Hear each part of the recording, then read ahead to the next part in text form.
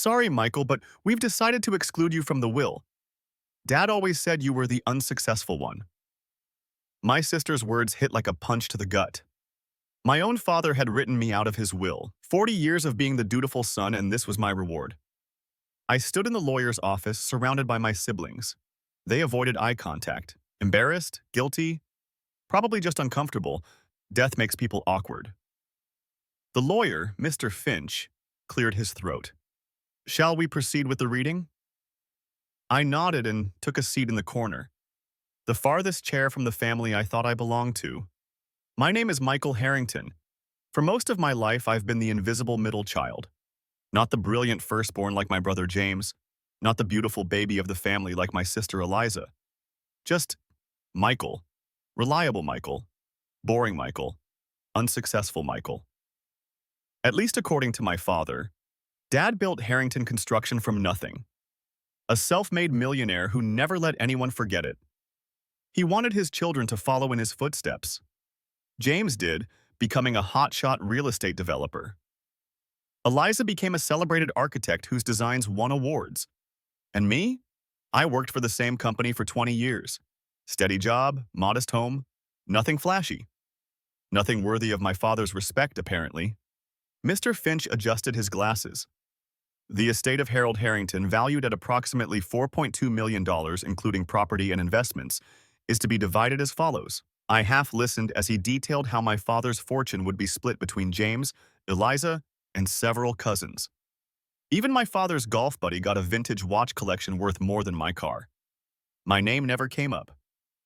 There is a note here, Mr. Finch said, regarding Michael Harrington. The room went silent. My sister shifted uncomfortably. It says, "To my son Michael, I leave my regrets that you never showed the ambition or success worthy of the Harrington name. Perhaps this will motivate you to finally make something of yourself." The words hung in the air like poison. James coughed. Mike, I'm sorry. We didn't know he'd put that in writing. I stood up. My hands were shaking, but my voice was steady. Mr. Finch, before we conclude, I have something to add to the record.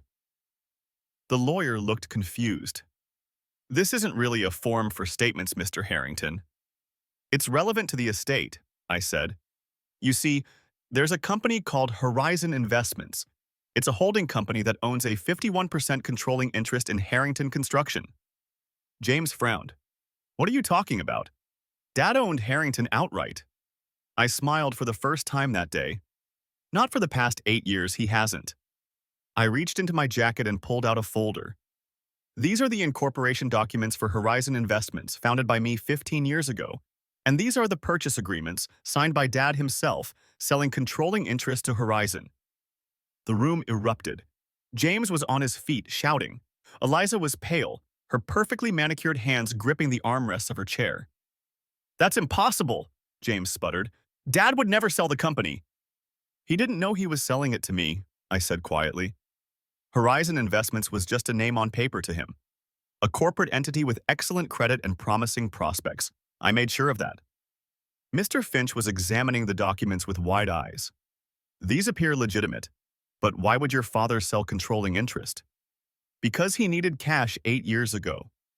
The 2008 crash hit him harder than anyone knew. The company was on the brink of bankruptcy. I offered financing through Horizon, my investment firm that I'd been building on the side for years. Dad took the deal. I turned to my siblings.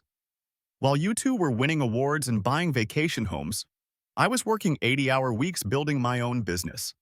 Dad never bothered to ask what I actually did at that boring job of mine. James looked like he might be sick. So you own Harrington Construction, the company Dad built? 51% of it, and as the new controlling shareholder, I'll be making some changes. The silence in the room was deafening. Starting with the executive team, I continued. James, your position as VP of Development is being eliminated effective immediately. My brother's face went from shocked to furious in an instant. You can't do that. I've run that division for a decade. Into the ground, I corrected. You've approved projects that lost millions while rejecting profitable ones that didn't have enough prestige. Dad covered for you because you were his golden boy. That ends today.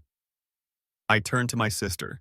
Eliza, Harrington will no longer be contracting with your architecture firm.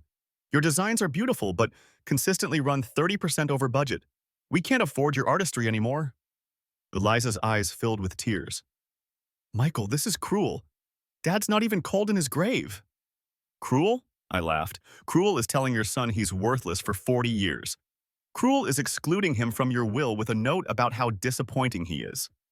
I walked to the door, but paused with my hand on the knob. There will be a shareholders meeting on Monday. As the majority owner, I'll be taking my rightful place as CEO. You're all welcome to attend. I left them sitting there, mouths open, worlds shattered. Outside, the spring air felt clean in my lungs. For the first time in decades, I felt visible, powerful, free. My phone buzzed with a text from my wife, Sarah. How did it go? I smiled and typed back, exactly as planned. I'll tell you everything over dinner. The next few days were chaos. James tried to challenge the legitimacy of Horizon's purchase. Eliza called mutual friends to paint me as a villain. Cousins I hadn't spoken to in years suddenly wanted to reconnect. But the documents were ironclad. I'd spent years making sure of that. Monday morning arrived with a brilliant sunrise. I put on my best suit, nothing flashy, just well-made and perfectly tailored. Sarah straightened my tie and kissed me. Show them who you really are, she whispered. The Harrington Construction headquarters was a 12-story building downtown. I'd been there countless times over the years, always as Michael, the CEO's unremarkable son. Today, I walked in as the owner. The receptionist did a double take when I asked to be directed to the boardroom. Mr. Harrington? Of course, right away. The boardroom was packed. The executive team, the board members, my siblings, even some curious employees had squeezed in. All eyes turned to me as I entered. James sat in our father's chair at the head of the table. A deliberate move staking his claim. You're in my seat, I said quietly. This is Dad's chair, he replied. I'm the eldest son, and I'm the majority shareholder. Move. After a tense moment, he slid to an adjacent seat. I took my place and looked around the table. For those who don't know me, I'm Michael Harrington. As of my father's passing, I control 51% of this company through my firm, Horizon Investments. I'll be serving as CEO effective immediately. The room erupted with questions. I held up a hand. I know this comes as a shock. My father cultivated the image that James was his successor. But Harold Harrington made a business decision 8 years ago that changed the future of this company. I opened my laptop and projected a chart onto the wall screen. It showed Harrington Construction's financial performance over the past decade. This red section represents the company's performance under my brother's and father's leadership. The green section shows the improvements after Horizon's intervention. We've increased profitability by 42% while reducing overhead by 18%. James scoffed. Anyone can make a pretty chart. You've been manipulating Dad for years, plotting behind our backs. I turned to him calmly. I saved this company when you were too busy building that ridiculous vacation home in Aspen. While you were taking clients to 5-star restaurants, I was working with our project managers to streamline operations. Dad would never have wanted this, Eliza interjected. Dad wanted success, I replied, and I delivered it while you two were trading on the family name. One of the board members, Mrs. Chen, leaned forward. What are your plans for the company, Mr. Harrington? I smiled. This was the question I'd been waiting for. Harrington Construction has been coasting on my father's reputation for too long. We've been taking safe, prestigious projects while ignoring opportunities for growth. That ends now. I clicked to the next slide showing a map of the city with several locations highlighted. These are affordable housing projects that we've passed on in the past 5 years. We're going to bid on them now. We're also going to establish an apprenticeship program for at-risk youth to learn construction trades. The room was silent. This wasn't what anyone expected. But those projects have thin margins, James protested. They have steady margins, I corrected, and they build communities instead of just monuments to wealth. Dad forgot that somewhere along the way. For the next hour, I outlined my vision for the company. Sustainable building practices, employee profit sharing, community investment. All the ideas my father had dismissed as bleeding heart nonsense. By the end, the energy in the room had shifted. The executives were taking notes. Board members were nodding. Even some of the employees looked cautiously optimistic. James and Eliza sat stone-faced. "One last thing," I said. "James, Eliza, I'm offering you both positions in the new organization structure." They looked up in surprise. "James, your connections in commercial real estate are valuable. I'm offering you a role as Director of Client Relations. No management responsibilities, but you'll be the face clients see." He started to protest, but I continued. "Eliza, your designs are beautiful but impractical. I'm creating a new sustainability design unit. You can lead it if you're willing to work within budget constraints." "Why would we work for you after what you've done?" Eliza asked. "Because it's a chance to be part of something meaningful," I replied. "And because your alternatives are limited. Your personal finances aren't as solid as you pretend." Their shocked expressions confirmed my intelligence was accurate. "Think about it. You have until the end of the week to decide." I closed the meeting and walked out, ignoring the buzz of conversation that erupted behind me. My assistant, newly assigned that morning, hurried alongside me. "Your office is ready, Mr. Harrington, and your wife called. She said to remind you about dinner with the Thompsons tonight." "Thank you, Jennifer. Could you also schedule individual meetings with each department head for tomorrow? I want to hear their assessments directly." "Already on your calendar, sir." I smiled. This was going to work. The next few weeks were a whirlwind. I implemented changes rapidly before resistance could organize. Some executives resigned in protest. Others embraced the new direction enthusiastically. To everyone's surprise, James accepted the position I offered. His pride was wounded, but his bank account needed the salary. Eliza declined initially, but called 3 weeks later asking if the offer was still open. It was. The most difficult moment came when I cleaned out my father's office. Among his papers, I found a journal. Against my better judgment, I read it. Most entries were about business deals or complaints about employees, but one page caught my eye. "Michael visited today, quiet as always. He asked about the Anderson project's financing. Always interested in the money, never the vision. Sometimes I wonder if he's really my son. No fire in him, no ambition." I closed the journal, my hands shaking. Even in his private thoughts, he'd misunderstood me completely. 3 months after taking control, I invited my siblings to dinner at my home. Not the modest house they'd visited before, but my real home. A renovated farmhouse on 10 acres outside the city. The home I'd kept secret because I didn't want to answer questions about how a company man could afford it. They arrived together, clearly having coordinated beforehand. Sarah greeted them warmly, ever the perfect hostess despite her private misgivings.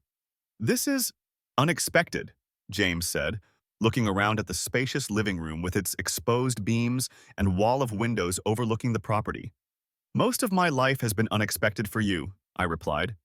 "Come sit down. Dinner's almost ready." Over a meal of Sarah's famous lasagna, we talked about the company. The conversation was stilted at first, but gradually became more natural as we discussed projects and personnel. "The Bennett Tower is ahead of schedule," Eliza admitted. "Your project manager is actually listening to my sustainability recommendations." "Because you're staying within budget," I pointed out. "That was always the issue, not your ideas themselves." James swirled his wine. "The Robinson account is happy with the revised proposal. They appreciated the personal touch." "You've always been good with clients," I acknowledged, "when you focus on their needs rather than impressing them." After dinner, I led them to my home office.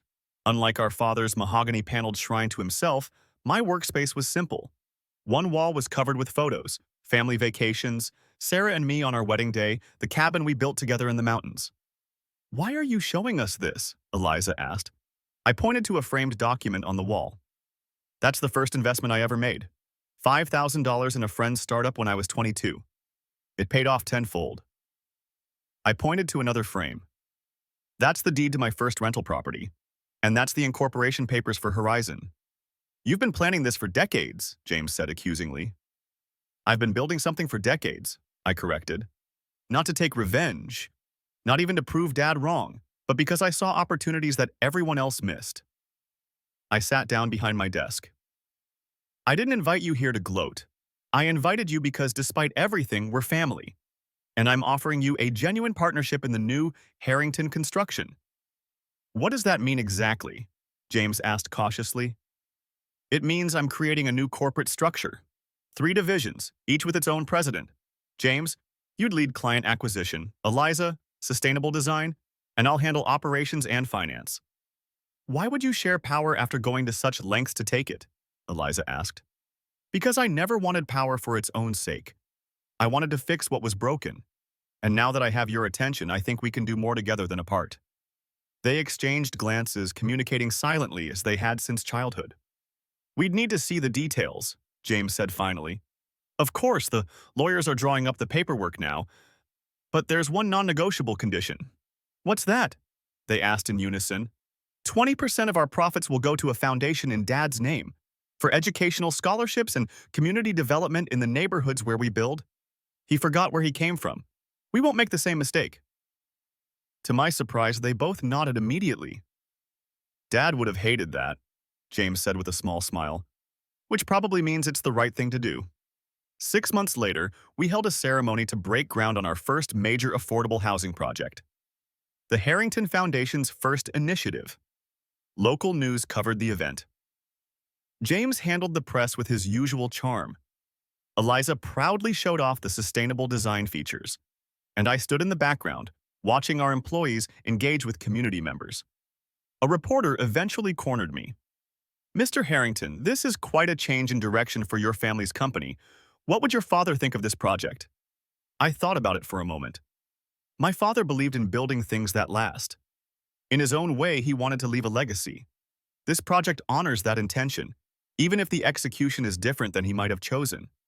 And what about the rumors that you secretly bought the company from under your father's nose years ago? I smiled. Family businesses are complicated. Let's just say that my father and I had different definitions of success.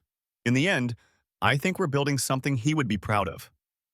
Later that evening, I visited my father's grave for the first time since the funeral. I placed a single blueprint on the headstone, the plans for the affordable housing complex bearing his name. You never saw me, Dad, I said quietly. You looked right through me for 40 years, but I saw everything. I learned from your successes and your mistakes. A gentle breeze rustled the trees overhead. I'm not doing this to spite you. I'm doing it because it's right.